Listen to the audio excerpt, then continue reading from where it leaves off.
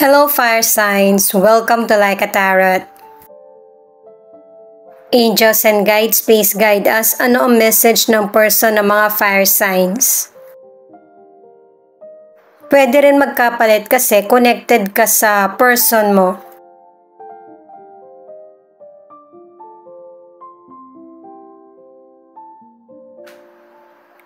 Ayan na, ito yung una niyang message.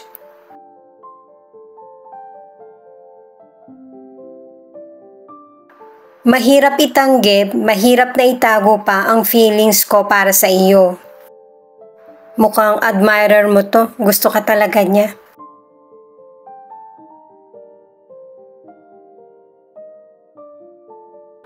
Makuha ka naman sa tingin. Magkaklase ba kayo, magkatrabaho, or magkapitbahay? Kasi mukhang malapit lang eh. Mukhang nakikita ka niya ng personal.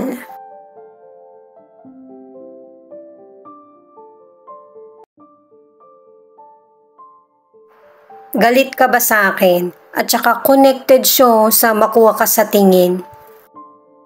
Mukhang umiiwas yung person sa iyo. Baka meron siyang nalaman o hindi nagustuhan. Ay kaya pala. Mahal kita pero hindi tama. Ang ginagawang tama ng person na ito ay yung paglayo talaga sa iyo.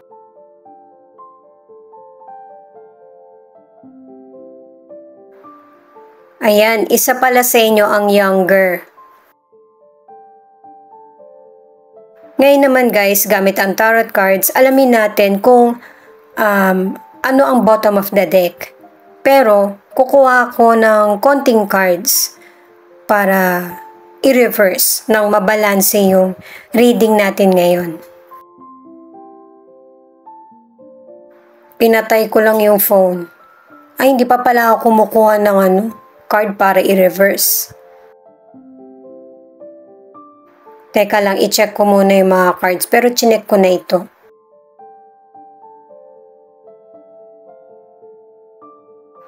Para sa mga bagong viewers, ang reading na ito ay timeless reading, general reading at guide po lamang. Hindi po magre-resonate sa lahat kaya kunin mo lang yung akma sa sitwasyon mo. At kung kailan mo napanood ang reading na ito, yun ang start ng 1 week reading para sa'yo. Ikaw na bahala magpalit kung si person mo ito o ikaw. At ang bottom of the deck para sa mga fire signs ay the World. Sa card na ito ipinapakita na magkakaroon ka ng long-term na success. At alam mo na din kung ano yung pasikot-sikot ng buhay. At yun ay hindi mo na pag-aralan or nabasa sa libro o kung saan man. Yun ay dahil sa iba't ibang experience mo. At saka ang ilan sa inyo ginagawa mong inspirasyon ng iba para makamit mo rin kung ano yung natamasa nilang maganda sa buhay. Ngayon guys, alamin natin yung situation mo, challenge, past, future, hope, at outcome.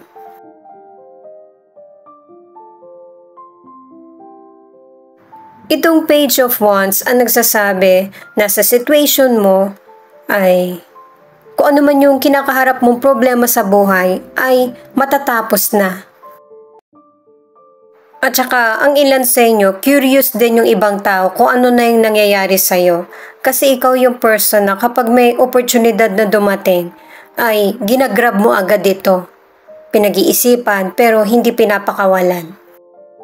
Pero para sa ilang fire signs ay huwag mo hayaan na manaig yung takot sa iyo. Ipagpatuloy mo yung buhay mo. Kasi itong 8 of Wands ang challenge. Na merong magandang solusyon or yung mga effort mo ay hindi mababaliwala.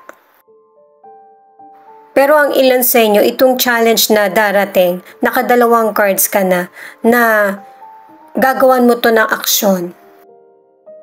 At saka nakadalawang cards ka na matatapos talaga yung problema na kinakaharap mo.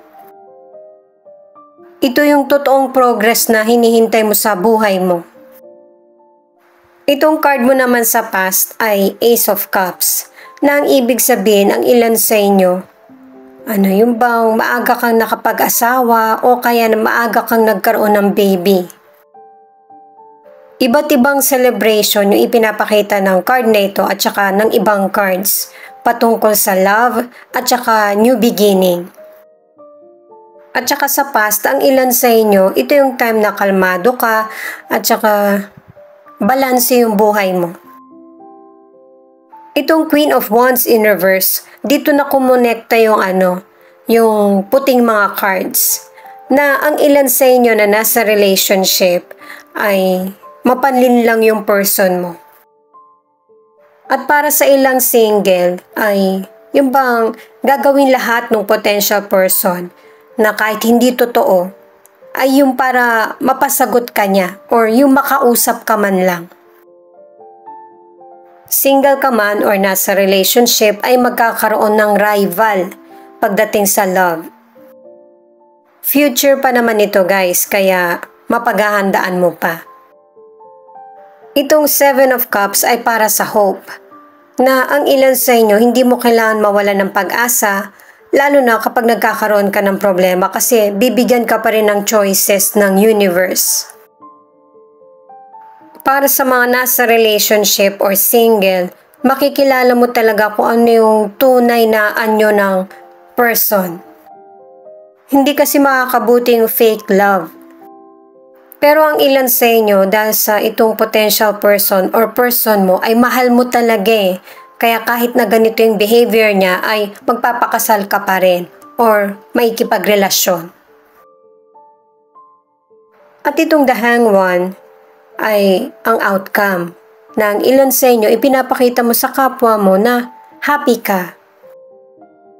Pero ang totoo, marami kang sitwasyon na pinagdaraanan. At ang advice ng card ay yung maging klaro sa iyo yung choices mo at malaman kung ano yung tama para sa iyo. Single ka man or nasa relationship, i-let go mo yung sitwasyon na unhappy. Sa mga nasa relationship, isa sa inyo ng person mo, yung nag-iisip kung dapat pa bang ipagpatuloy ang relasyon. Naka-2 cards ka na. At saka sa mga single, ang ilan sa inyo, ang advice ng card ay yung bang palitan mo na yung mga maling paniniwala mo. At saka huwag kang mag-invite ng negative, yung mga nangyari sa nakaraan or tapos na. Para katulad ng inaasahan mo na positibo, happy at success yung mangyari sa buhay mo. At saka ang ilan sa inyo na nasa relationship, hindi naman talaga kayo naghiwalay ng person mo, kundi nagkalayo kayo kasi meron siyang ginawang hindi maganda. At saka guys, tinitingnan ko lahat ng cards mo kasi yung person na iniwan ka, babalik siya eh.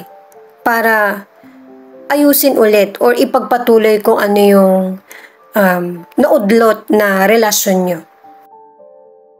At ang advice ng mga cards na ito ay dapat sineseryoso yung buhay kasi hindi ganun kadali. Ito naman yung cards mo para sa career, Knight of Wands.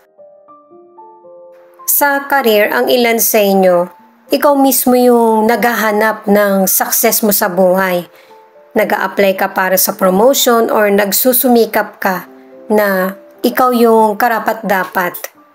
At saka, ang ilan sa inyo nakaka-attract ka rin sa iba ng kasipagan mo. Itong 5 of Pentacles naman, ipinapakita na ang ilan sa inyo, nahihirapan ka mag-budget. Dahil sa ang ilan sa inyo malaki yung pamilya nyo o kaya yung bang nagkasunod-sunod yung bayarin mo.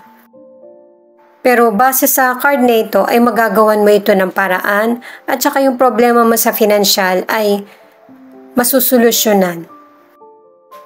Itong 4 of Cups naman para sa health. ay binibigyan ka ng advice na suriin mo kung paano mo pinapahalagahan yung sarili mo. At saka ang ilan sa inyo, marami kang iniisip, at saka yung bang marami kang responsibilidad, kaya kailangan mo ng mas maraming pahinga. Kumain ng sapat, at saka yung makapag-relax ka man lang. Wala namang sakit na ipinapakita, pero guys, kailangan pahalagahan mo yung sarili mo habang healthy pa para hindi magkakaroon ng malubhang karamdaman. Siya nga pala guys, marami po salamat sa mga nag-like, share, comment, and subscribe. At pati na rin po sa mga nakikinig at nanonood. San man panig kayo ng mundo, ingat po kayo palagi. Ito naman ang advice ng mystical cards para sa mga fire signs.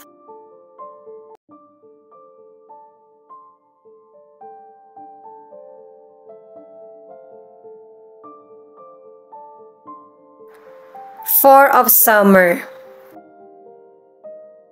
Na ang ibig sabihin, may mga magandang oportunidad na dumarating sa iyo. Pero nadidistract ka dahil na rin sa mga problemang iniisip mo. Meron kasing person na hindi kontento. Nakadalawang cards ka na. Itong Four of Winter naman, pinapayuhan ka na iset aside mo yung mga concern mo pansamantala para magkakaroon ka ng tamang desisyon. Nakadalawang cards ka na kailangan mo na mas maraming pahinga or tulog o kaya bakasyon.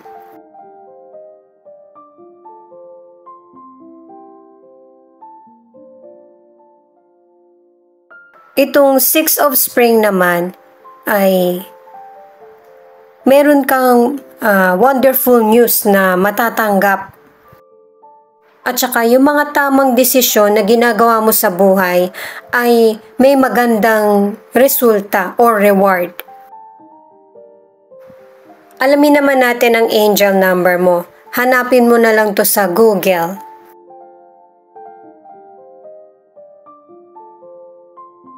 Three, 336.